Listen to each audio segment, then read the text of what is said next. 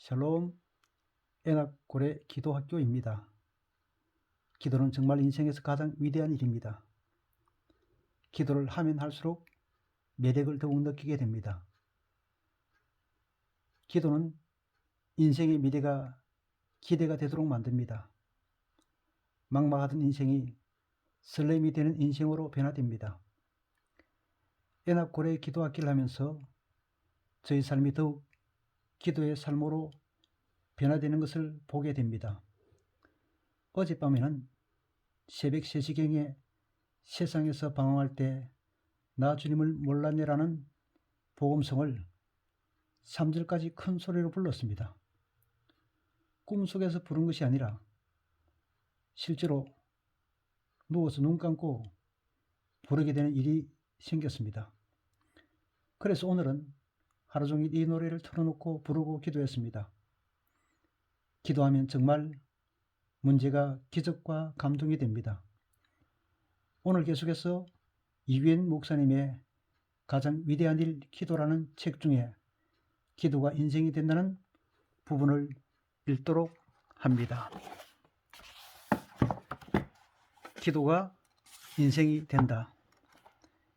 기도하는 것은 씨를 뿌리는 것과 같습니다. 기도의 씨앗이 심겨진 곳에 하나님의 역사가 일어납니다. 하나님은 우리가 구할 때 응답하십니다. 이것은 성경 속에서 드러난 하나님이 일을 이루시는 법칙입니다. 하나님은 응답하시기 전에 우리가 먼저 기도하기를 원하십니다. 그래서 기도는 열매를 위한 씨앗입니다. 따라서 기도하기 시작했다면 이미 일이 이루어지기 시작한 것입니다. 처음 기도할 때는 아무것도 없습니다. 그러나 기도하다 보면 하나님이 행하시리라는 믿음이 생기면서 흥분되기 시작합니다. 여전히 실체는 보이지 않지만 기도를 통해 일하시는 하나님을 만나게 되어 기대와 소망이 생기는 것입니다. 하나님은 이렇듯 역사하시기 전에 우리로 하여금 기도할 마음을 일으키십니다. 그리고 곳곳에 기도하는 사람을 두셔서 서로 만나게 하시고 함께 기도하게 하십니다. 1907년 평양 대부흥 운동이 일어나기 전에 이미 원산에서 기도 운동이 있었습니다. 처음엔 적은 수의 사람들이 기도했으나 이 작은 불꽃이 점점 번져서 평양 대부흥을 일으키게 되었습니다. 지난 시간 속에서 일어난 부흥운동을 보면 이렇게 작은 소망으로 시작된 기도하는 한 사람 한 사람이 모여 역사를 일으켰음을 알 수 있습니다. 한 사람의 기도는 작고 미미하지만 곳곳에 흩어진 그 한 사람 한 사람이 모이면 큰 역사를 일으킵니다. 기도하고 있습니까?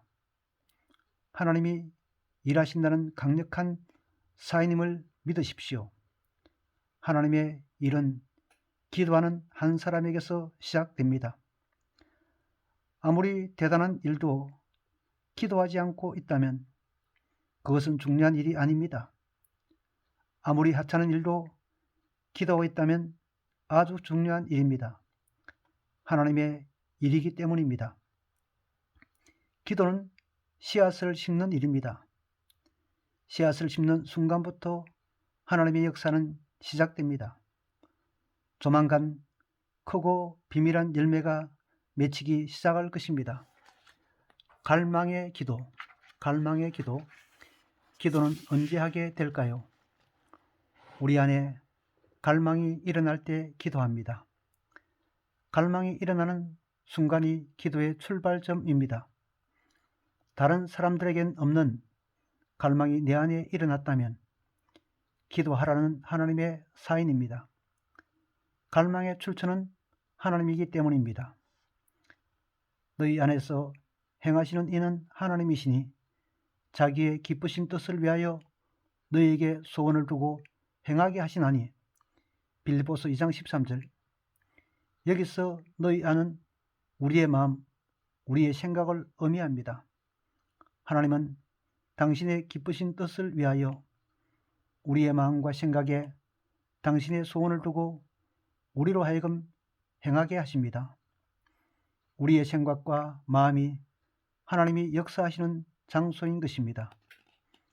하나님은 거기서 거룩한 소원, 열망을 일으키십니다. 세상 사람들도 소원과 열망을 갖습니다. 그러나 그들은 기도하지 않습니다. 하나님은 믿는 우리 안에 소원과 열망을 일으키시고 기도의 자리로 이끄십니다. 하나님의 역사를 일으킬 씨앗을 심게 하십니다. 기도하는 가운데, 말씀을 듣는 가운데 소원이 생겼다면, 갈망이 뜨겁게 일어났다면 기도하십시오. 씨앗을 심으십시오.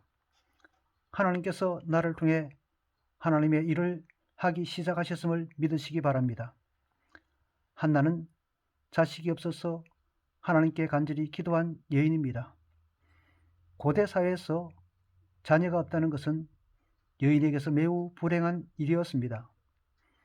다행히 한나의 남편 엘가나가 그녀를 끔찍이 사랑했지만 엘가나의 또 다른 부인인 버닌나가 한나를 조롱했습니다.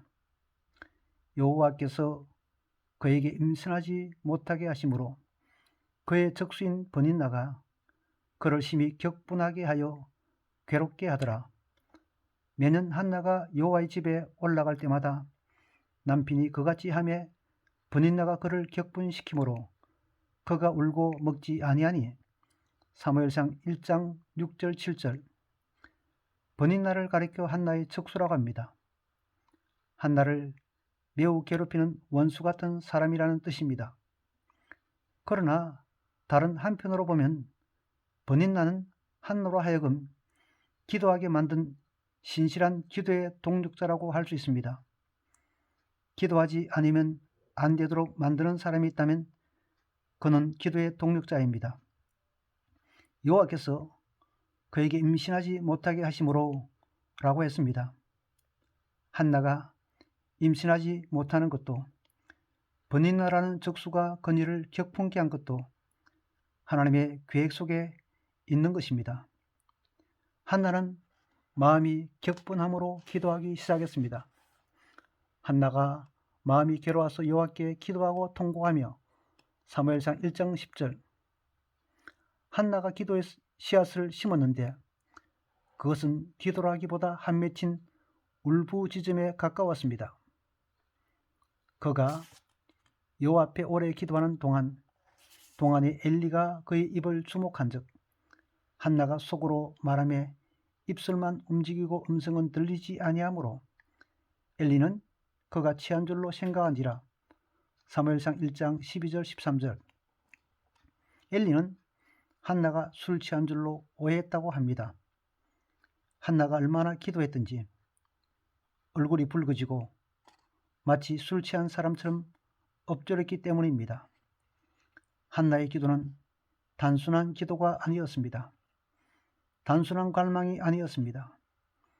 내면에서 솟구치는 강력한 욕구에서 나오는 기도였습니다. 한나가 하나님께 가져온 문제는 한편으로 당시 시대가 안고 있는 문제이기도 했습니다. 당시 이스라엘은 불임의 시대를 살고 있었습니다.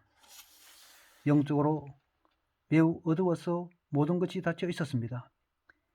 이런 때 한나의 한 맺힌 기도는 여호와 앞에 통심정하는 기도가 되었습니다.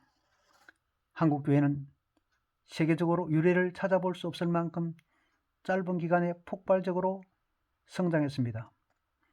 여기에는 기도의 힘이 가장 큽니다.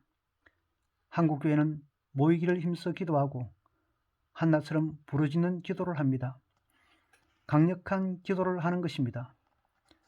한국교회가 이렇게 강력한 기도를 할 수 있는 데는 우리 민족의 환과 관련이 있습니다. 우리 민족의 노래와 춤, 악기에는 한이 서려 있습니다. 한나가 기도할 때 통곡하고 절규하며 탄식했습니다. 우리 역시 하나님 살려주세요. 우리는 죽을 수밖에 없습니다. 라고 절규하며 통곡하고 탄식합니다. 우리 민족은 하나님이 긍휼을 베푸시지 않으면 살 길이 없기에 죽기 살기로 기도했습니다. 이것이 한국을 살리고 한국 민족을 살리고 한국 교회를 살리고 우리를 살렸습니다. 기도하면 소망이 있다. 기도하면 소망이 있다. 갈망이 기도로 바뀌면 절규와 탄식과 통곡이 기도로 바뀌면 삽니다. 하나님이 그 사람을 살려주십니다. 하지만 갈망이 기도가 되지 않고 그대로 갈망으로 끝나면 아무것도 아닙니다. 그런데 갈망의 기도는 하고 싶다고 할 수 있는 게 아닙니다. 버닌나가 한나를 격분시키지 않았다면, 한나에게 자식 없는 아픔이 있었다면 한나는 그렇게 기도하지 못했을 겁니다. 의자에 앉아 졸고 있는 엘리 제사장은 영적 어둠 상태에 있던 당시 시대상을 대변합니다. 그러니 당연히 갈망의 기도를 하지 않았을 것입니다. 기도해도 형식적이고 건성으로 했을 것입니다. 하나님은 건성으로 하는 기도에 귀 기울이시지 않습니다. 형식적으로 미사 여구를 늘어놓는 기도는 듣지 않습니다. 기도는 주시지 않으면 물러서지 않겠다는 각오로 기도해야 합니다. 기도에 간절함이 없다면 그것은 기도가 아닙니다. 갈망이 사라져 버리면 하나님 앞에 나아가는 문도 닫히게 됩니다. 한나의 태는 문이 닫힌 것이 아니라 이스라엘의 영적인 태의 문이 닫힌 것입니다. 그런 시대에 한나는 갈망을 가지고 하나님께 나아갔습니다. 하나님의 역사가 더 이상 일어나지 않는 시대에 한나의 기도는 어둠의 먹구름을 걷어내는 기도였습니다. 이스라엘의 어두운 역사를 밝힌 위대한 인물 사무엘의 출애는 한 여인의 한 맺힌 기도에서부터 시작되었습니다. 한나의 기도는 기도가 사라진 시대에 보기 드문 힘든 희귀한 기도였던 것입니다. 한나가 울다가 기도하다가 통곡하다가 지쳐 서렀습니다. 체력이 바닥나고 시간을 잊을 때까지 끈질기게 기도했습니다. 편안할 때는 기도 제목이 많습니다. 하지만 정말 심각할 때는 오직 한 가지밖에 기도하지 않습니다. 죽느냐 사나야처럼 절박한 문제를 만나면 저절로 몰입하는 기도를 하게 됩니다. 아무것도 생각나지 않고 시간도 잊어버리고 끈질기게 기도하게 됩니다. 한나가 마침내 기도를 마치자 엘리 제사장이 한나에게 술 취하지 말라, 술을 끊으라고 말합니다. 참 별나게 기도한다. 흉측스럽구나. 좀 모양도 갖추고 매너 있게 기도하지 하고 꾸짖은 것입니다. 영적 어둠에 잠긴 엘리 제사장은 기도다운 기도를 보고 오히려 점참치 못하다고 책망했습니다. 하나님은 너는 내게 부르짖어라 하셨고, 하나님의 백성들은 깊은 탄식과 절규와 부르짖음으로 하나님께 기도합니다. 그들이 아침에 일찍 일어나 여호와 앞에 경배하고 돌아가 라마의 자기 집에 이르니라. 엘가나가 그의 아내 한나와 동침하며 여호와께서 그를 생각하신지라. 한나가 임신하고 때가 이름에 아들을 낳아 사무엘이라 이름하였으니 이는 내가 여호와께 그를 구하였다 함이로다. 사무엘상 1장 19절 20절. 마침내 한나의 갈망하는 기도는 응답받았습니다. 하나님이 한나를 돌아보심으로 한나가 임신을 한 것입니다. 여호와께서 한나를 돌보시자 그로 하여금 임신하여 세 아들과 두 딸을 낳게 하셨고, 아이 사무엘은 여호와 앞에 자라니라. 사무엘상 2장 21절. 한나는 나중에 사무엘 외에도 세 아들과 두 딸을 낳았습니다. 기도의 씨앗을 뿌리자 여인의 태문이 열려 역전의 드라마를 서 내려가기 시작한 것입니다. 기도가 인생의 모든 닫힌 문을 열어줍니다. 뿐만 아니라 이스라엘의 소망의 문도 열어주었습니다. 기도한 만큼 미래를 산다. 기도한 만큼 미래를 산다. 우리 안에 일어나는 갈망이 무엇인지 유심히 살펴보시기 바랍니다. 내 안에서 기도가 시작된다는 것은 대단한 일입니다. 그 기도는 하나님의 사인이기 때문입니다. 고난도 기도하라는 하나님의 사인입니다. 기도하는 사람은 다른 사람들이 느끼지 못하는 위기감을 느낍니다.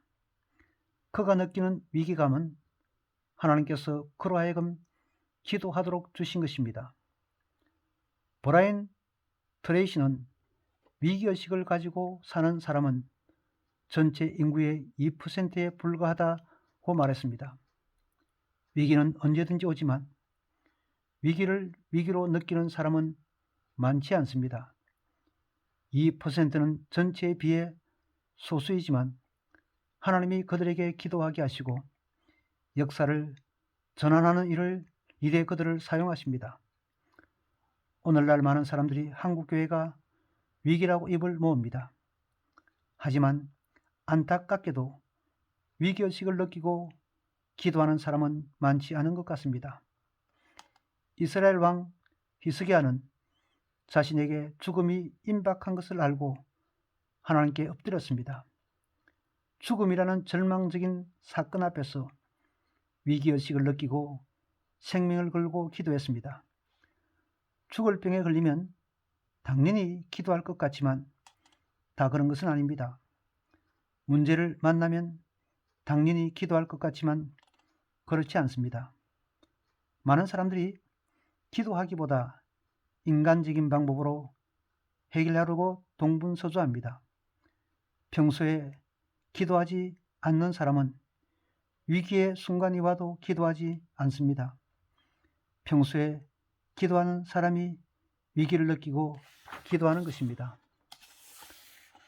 아직 날지 못하는 새끼 새들은 둥지에서 어미새가 날아오기를 갈망합니다. 그러다 어미새가 오면 일제히 주둥이를 벌리고 둥지 앞으로 나아갑니다. 그러면 어미새는 가장 많이 갈망하는 새끼에게 먼저 먹이를 먹입니다. 먹이를 한번 먹은 녀석은 아직 먹지 않은 녀석보다 주둥이를 더 작게 벌립니다.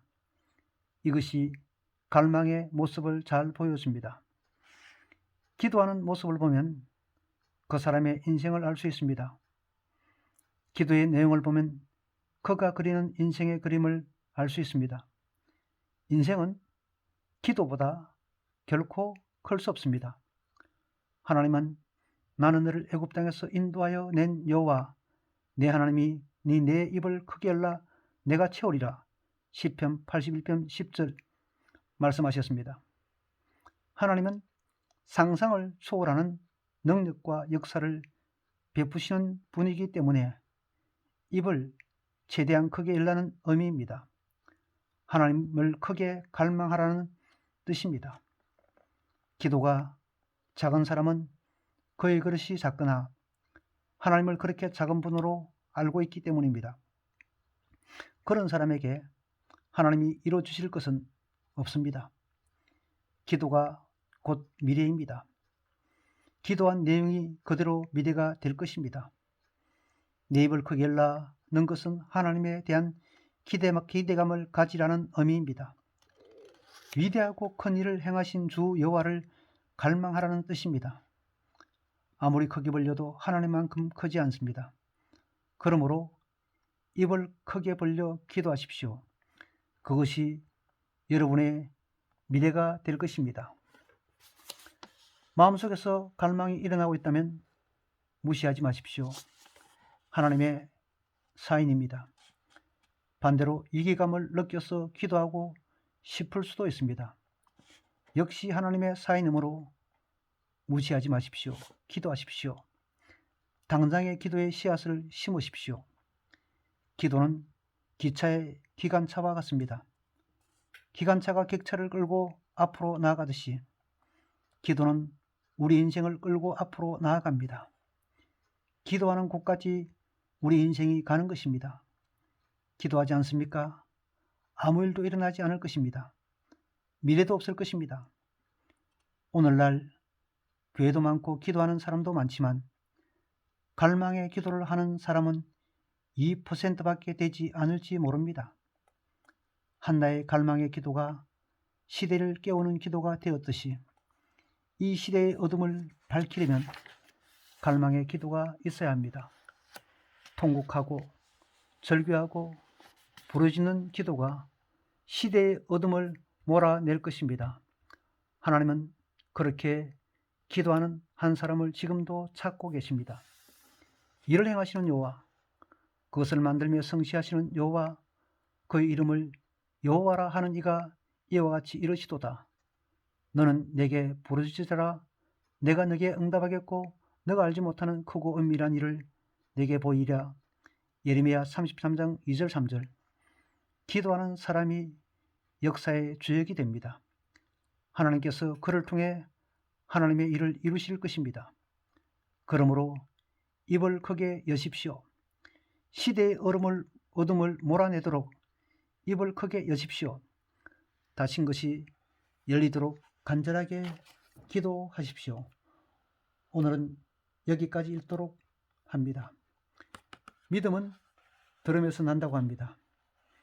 기도도 마찬가지로 기도에 대한 도전이 계속 있을 때 기도의 사람이 될 수가 있습니다. 꼭 기도의 사람이 되어 감동과 기적이 넘치는 삶이 되시기를 기도드립니다. 감사합니다.